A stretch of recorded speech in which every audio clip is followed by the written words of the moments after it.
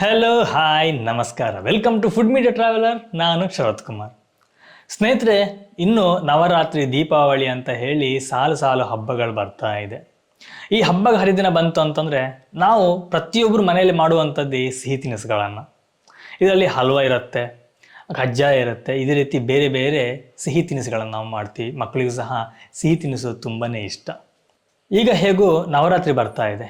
ಈ ನವರಾತ್ರಿಗೊಂದು ಸ್ಪೆಷಲ್ ಆಗಿರಲಿ ಅಂತ ಹೇಳಿ ಸೋರೆಕಾಯಿ ಹಲ್ವಾವನ್ನು ಮಾಡೋದನ್ನು ತೋರಿಸ್ತಾ ಇದ್ದೀವಿ. ಈ ಸೋರೆಕಾಯಿ ಹಲ್ವಾ ಒಂದು ಸಿಹಿ ತಿನಿಸು ಕೂಡ ಹೌದು, ಅದರ ಜೊತೆ ನಮ್ಮ ಆರೋಗ್ಯವನ್ನ ಕಾಪಾಡುವಂತ ಒಂದು ತರಕಾರಿ ಕೂಡ ಹೌದು.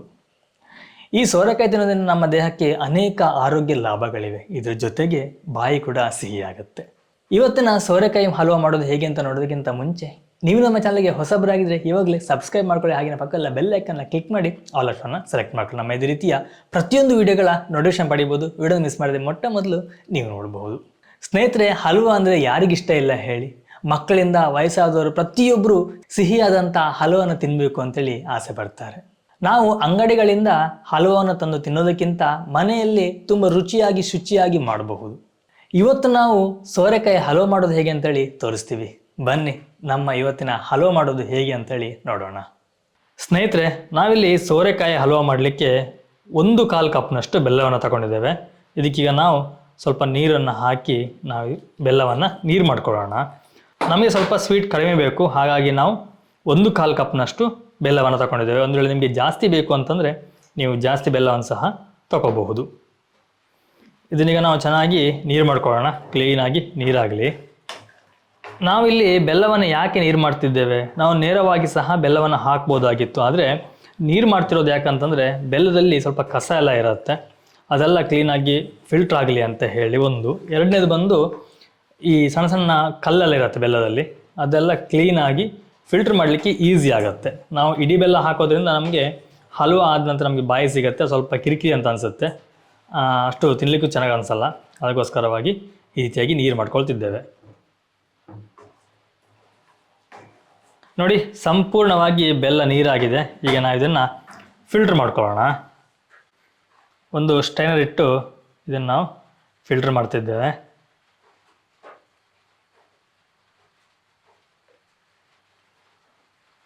ನೋಡಿ, ನಿಮಗೆ ನಾನು ಆವಾಗಲೇ ಹೇಳಿದೆ ಬೆಲ್ಲದಲ್ಲಿ ಕಸ ಇರುತ್ತೆ ಅಂತ ಹೇಳಿ.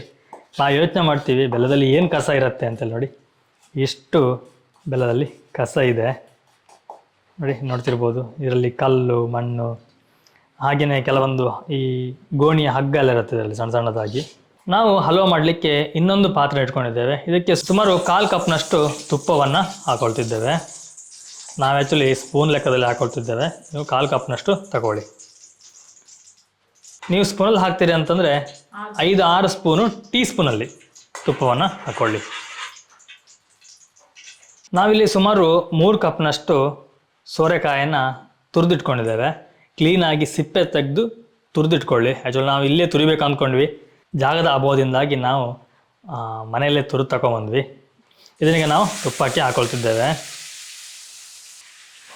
ಸೋರೆಕಾಯನ್ನು ತುಪ್ಪಕ್ಕೆ ಹಾಕಿ ನಾವು ಚೆನ್ನಾಗಿ ಫ್ರೈ ಮಾಡಬೇಕು. ಇದು ತುಪ್ಪದಲ್ಲಿ ಬೇಯಬೇಕು.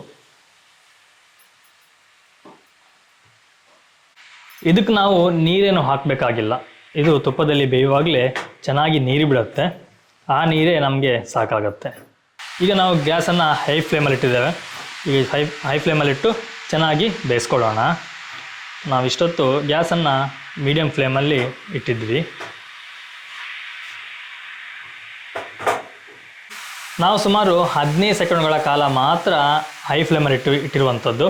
ಈಗ ನಾವು ಪುನಃ ಲೋ ಫ್ಲೇಮಲ್ಲಿ ತಂದು ಇದನ್ನು ಬೇಯಿಸ್ತಿದ್ದೇವೆ. ಲೋ ಫ್ಲೇಮಲ್ಲಿ ಬೆಂದಷ್ಟು ಚೆನ್ನಾಗಿ ಬೇಯುತ್ತೆ, ಹಾಗಾಗಿ ಲೋ ಫ್ಲೇಮಲ್ಲೇ ಬೇಯಿಸಿ.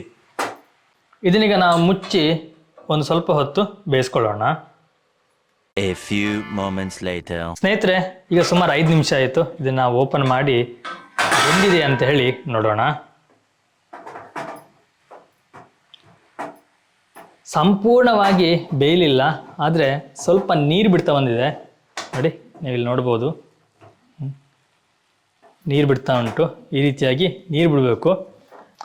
ಸಂಪೂರ್ಣವಾಗಿ ನೀರು ಬಿಟ್ಟಾಗ ಬೇಗ ಬೇಯುತ್ತೆ. ನೋಡಿ, ನಮಗೆ ಬೆಂದಿದಿಲ್ವ ಅಂತ ಹೇಳಿ ಈ ರೀತಿಯಾಗಿ ನೋಡ್ಬೋದು. ಬೆಂದಿದೆಯಾ? ಇಲ್ಲ, ಸಾಧಾರಣ ಬೆಂದಿದೆ. ಓಕೆ, ಸುಮಾರು ಒಂದು ಮುಕ್ಕಾಲು ಅಂಶ ಬೆಂದಿದೆ. ಈಗ ನಾವು ಇದಕ್ಕೆ ಆವಾಗಲೇ ಫಿಲ್ಟರ್ ಮಾಡಿಟ್ಟಂಥ ಬೆಲ್ಲದ ನೀರನ್ನು ಹಾಕೊಳ್ತಿದ್ದೇವೆ. ಈಗ ಬೆಲ್ಲದ ನೀರನ್ನು ಹಾಕಿ ಈ ಬೆಲ್ಲದ ನೀರಿನ ಜೊತೆ ಇದನ್ನು ಬೇಯಿಸ್ಕೊಳ್ಳೋಣ.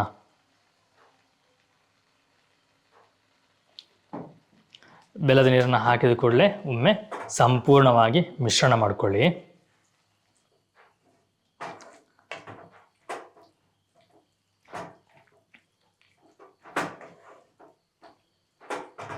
ಬೆಲ್ಲದ ನೀರು ಹಾಕಿದ ನಂತರ ಗಟ್ಟಿ ಆಗೋ ತನಕ ನಾವು ಇದನ್ನು ಸೌಟು ಹಾಕ್ತಾ ಇರಬೇಕು, ಇಲ್ಲ ಅಂತಂದರೆ ತಳ ಹಿಡಿಯುತ್ತೆ. ಹಾಗಾಗಿ ನಾವು ಮಿಶ್ರಣವನ್ನು ಮಾಡ್ತಾ ಇರೋಣ. ಸ್ನೇಹಿತರೆ ನೋಡಿ, ಇಲ್ಲಿ ನಾವು ಬೀಜವನ್ನು ಸಹ ಹಾಕಿದ್ದೇವೆ. ಯಾಕಂತಂದರೆ ಇದು ಎಳೆಯ ಸೋರೆಕಾಯಿ. ಎಳೆ ಸೋರೆಕಾಯಿ ಇದ್ದರೆ ನೀವು ಬೀಜವನ್ನು ತೆಗಿಬೇಕಾಗಿಲ್ಲ. ತುಂಬ ಅಂದರೆ ತುಂಬಾ ಸ್ಮೂತ್ ಆಗಿರುತ್ತೆ ಬೀಜ ಕೂಡ. ಹಾಗಾಗಿ ನಾವು ಸೋರೆಕಾಯಿ ಜೊತೆನೆ ಬೀಜವನ್ನು ಸಹ ತುರಿದು ಹಾಕಿದ್ದೇವೆ. ನೀವು ಸಹ ಇದೇ ರೀತಿ ಹಾಕ್ಬೋದು. ಒಂದು ವೇಳೆ ಬಲ್ತಿದ್ರೆ ಬೀಜವನ್ನು ನೀವು ಬೇರ್ಪಡಿಸಿ. ನೋಡಿ, ಇದೀಗ ಇನ್ನೂ ಸಹ ಸ್ವಲ್ಪ ಬೇಯಬೇಕು. ಇದರ ನೀರು ನೋಡಿ, ಇಲ್ಲಿ ನೀರು ಕಾಣ್ತಾ ಉಂಟಲ್ಲ, ಈ ನೀರು ಬಂದು ಸಂಪೂರ್ಣವಾಗಿ ಒಣಗಬೇಕು. ಹಾಗೆಯೇ ನಾವು ಹಾಕಿರುವಂಥ ತುಪ್ಪ ಇಲ್ಲಿ ಕಾಣಬೇಕು. ಆವಾಗ ಇದು ರೆಡಿಯಾಗಿದೆ ಅಂತೇಳಿ ಅರ್ಥ. ಅಲ್ಲಿ ತನಕ ನಾವು ಇದನ್ನು ಬೇಯಿಸಬೇಕು. ನಾವು ಬೆಲ್ಲದ ನೀರೆಲ್ಲ ಹಾಕಿದ ನಂತರ ಸರಿಸುಮಾರಾಗಿ 20ರಿಂದ 25 ನಿಮಿಷಗಳ ಕಾಲ ಇದು ಬೇಯಬೇಕು. ಆವಾಗ ಸಂಪೂರ್ಣವಾಗಿ ಹಲ್ವಾ ರೆಡಿ ಆದಾಗ ಆಗುತ್ತೆ. ಈಗ ಆ ಕಡೆ ಹಲ್ವಾ ರೆಡಿ ಆಗ್ತಾ ಬಂತು. ಈಗ ನಾವು ಸಣ್ಣದಾಗಿ ಒಂದು ಪಾತ್ರೆಯನ್ನು ತಗೊಂಡು ಇದಕ್ಕೆ ಸುಮಾರು ಒಂದು 2 ಸ್ಪೂನ್ನಷ್ಟು ತುಪ್ಪವನ್ನು ಹಾಕೊಳ್ತಿದ್ದೇವೆ. ನೋಡಿ, ಈಗ ತುಪ್ಪ ನೀರಾಯಿತು. ಇದಕ್ಕೆ ನಾವು ಒಂದಿಷ್ಟು ಗೋಡಂಬಿಯನ್ನು ಹಾಕೊಳ್ತಿದ್ದೇವೆ. ಗೋಡಂಬಿಯನ್ನು ಹಾಕಿ ಇದನ್ನು ಚೆನ್ನಾಗಿ ಫ್ರೈ ಮಾಡ್ಕೊಳ್ಳೋಣ. ಈಗ ಸ್ವಲ್ಪ ಫ್ರೈ ಆಯಿತು. ಇದಕ್ಕೆ ನಾವೀಗ ದ್ರಾಕ್ಷಿಯನ್ನು ಸಹ ಹಾಕಿ ಫ್ರೈ ಮಾಡ್ಕೊಳ್ತಿದ್ದೇವೆ. ನೋಡಿ, ಆ ದ್ರಾಕ್ಷಿ ಹಾಕಿದ ನಂತರ ನಾವೇನು ಹೆಚ್ಚೊತ್ತು ಫ್ರೈ ಮಾಡಬೇಕಾಗಿಲ್ಲ. ನೋಡಿ, ಇಷ್ಟು ಫ್ರೈ ಆದರೆ ಸಾಕು. ನೀವು ಗೋಡಂಬಿ ದ್ರಾಕ್ಷಿ ಹಾಕಿದ ನಂತರ ಸ್ವಲ್ಪ ಸೌಟನ್ನ ಹಾಕ್ತಾ ಇರಿ, ಇಲ್ಲಾಂತಂದರೆ ಗೋಡಂಬಿ ತುಂಬ ಬೇಗನೆ ಕಪ್ಪಾಗತ್ತೆ. ನೋಡಿ, ಈಗ ನಾವು ಇದಕ್ಕೆ ಫ್ರೈ ಮಾಡಿದಂತಹ ಗೋಡಂಬಿ ದ್ರಾಕ್ಷಿಯನ್ನು ಹಾಕೊಳ್ತಿದ್ದೇವೆ. ಹಾಕಿ ಒಮ್ಮೆ ಚೆನ್ನಾಗಿ ಇದನ್ನು ಮಿಕ್ಸ್ ಮಾಡಿಕೊಳ್ಳಿ. ಗೋಡಂಬಿ ದ್ರಾಕ್ಷಿ ಚೆನ್ನಾಗಿ ಮಿಕ್ಸ್ ಆಗಲಿ.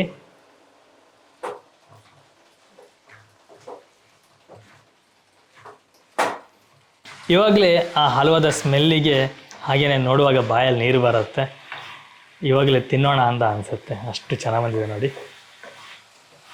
ಈ ಹಲ್ವಾ ಬಹಳ ಚೆನ್ನಾಗಿ ಬರುತ್ತೆ. ಸೌಮ್ಯ ಯಾವತ್ತೂ ಮಾಡ್ತಾಳೆ, ಬಟ್ ನಾವು ನಿಮಗೆ ತೋರ್ಸೋಣ ಅಂತೇಳಿ ಇವತ್ತು ಮಾಡ್ತಾ ಇದ್ದೀವಿ. ತುಂಬ ದಿನದಿಂದ ಅಂದ್ಕೊಳ್ತಿದ್ವಿ ಈ ಹಲ್ವಾನ ಮಾಡಿ ತೋರಿಸ್ಬೇಕು ಅಂತ ಹೇಳಿ. ಸ್ನೇಹಿತರೆ ನೋಡಿ, ಹಲ್ವಾ ಆಲ್ಮೋಸ್ಟ್ ರೆಡಿ ಆಯಿತು. ನಾವು ಈ ರೀತಿಯಾಗಿ ಸೈಡಿಗೆ ಮಾಡಿದಾಗ ನೋಡ್ಬೋದು, ಇಲ್ಲಿ ಯಾವುದೇ ರೀತಿಯಲ್ಲಿ ನೀರು ಹೊರಗೆ ಬರ್ತಾ ಇಲ್ಲ, ತುಪ್ಪನೇ ಬರ್ತಾನೆ. ನೋಡಿ, ಈ ರೀತಿಯಾಗಿ ತುಪ್ಪ ಬರಬೇಕು, ನೀರು ಬರಬಾರ್ದು. ಆವಾಗ ಹಲ್ವಾ ಸಂಪೂರ್ಣವಾಗಿ ರೆಡಿಯಾಗಿದೆ ಅಂತೇಳಿ ಅರ್ಥ.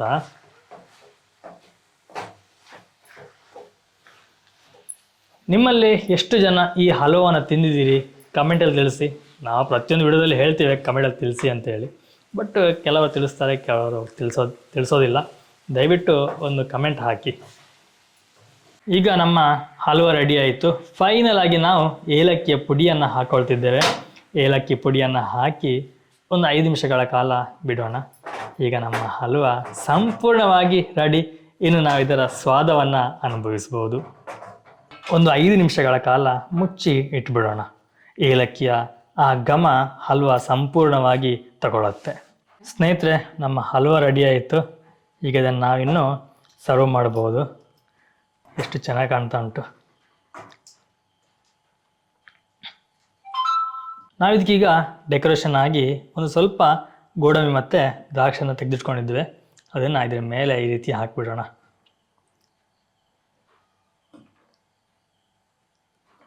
ಈಗ ನೋಡಿ ಎಷ್ಟು ಚೆನ್ನಾಗಿ ಕಾಣ್ತಾ ಉಂಟು. ಸ್ನೇಹಿತರೆ, ನಮ್ಮ ಸೋರೆಕಾಯಿ ಹಲ್ವಾ ರೆಡಿ ಆಯಿತು. ನೋಡಿ, ನನ್ನ ಮುಂದೆ ಇದೆ. ನಾನು ಆವಾಗಲೇ ಹೇಳಿದಾಗೆ ನೋಡಲಿಕ್ಕೂ ಸಹ ಚೆನ್ನಾಗಿದೆ, ಹಾಗೆಯೇ ಸ್ಮೆಲ್ ಸಹ ಬಹಳ ಒಂದು ಚೆನ್ನಾಗಿದೆ.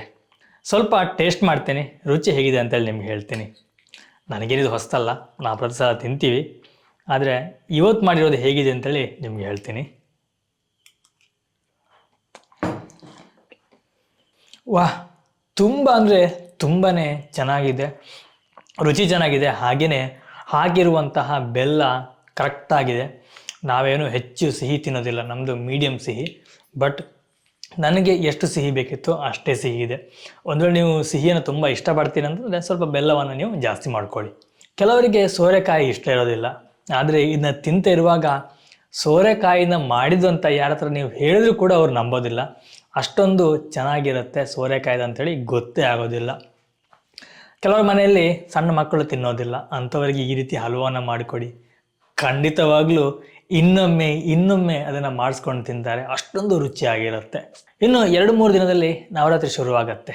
ಈ ನವರಾತ್ರಿಗೆ ಮನೆ ಮಂದಿಗೆಲ್ಲ ಈ ಹಲ್ವವನ್ನು ಮಾಡಿಕೊಡಿ, ತುಂಬ ಇಷ್ಟಪಡ್ತಾರೆ, ನಿಮಗೂ ಸಹ ಒಂದು ಮೆಚ್ಚುಗೆ ಸಿಗುತ್ತೆ.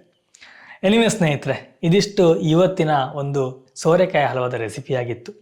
ಈ ರೆಸಿಪಿ ನಿಮಗೆ ಇಷ್ಟ ಆಗಿದೆ ಅಂತ ಅಂದ್ಕೊಳ್ತೀನಿ. ಇಷ್ಟ ಆಗಿದೆ ಒಂದು ಲೈಕ್ ಕೊಡಿ, ಹಾಗೆ ಚಾನಲ್ಗೆ ಸಬ್ಸ್ಕ್ರೈಬ್ ಆಗಿಲ್ಲ ಅಂದರೆ ಇವಾಗಲೇ ಸಬ್ಸ್ಕ್ರೈಬ್ ಮಾಡ್ಕೊಳ್ಳಿ. ನಾನು ನಿಮಗೆ ಮುಂದಿನ ಒಂದು ವಿಡಿಯೋದಲ್ಲಿ ಸಿಗ್ತೀನಿ, ಒಂದೊಳ್ಳೆ ರೆಸಿಪಿ ಅಥವಾ ಒಂದೊಳ್ಳೆ ಗಿಡಮೂಲಿಕೆ ಅಥವಾ ಒಂದು ಒಳ್ಳೆಯ ಇನ್ಫಾರ್ಮೇಷನ್ ಜೊತೆ. ಥ್ಯಾಂಕ್ ಯು, ಬಾಯ್ ಬಾಯ್, ನಮಸ್ಕಾರ.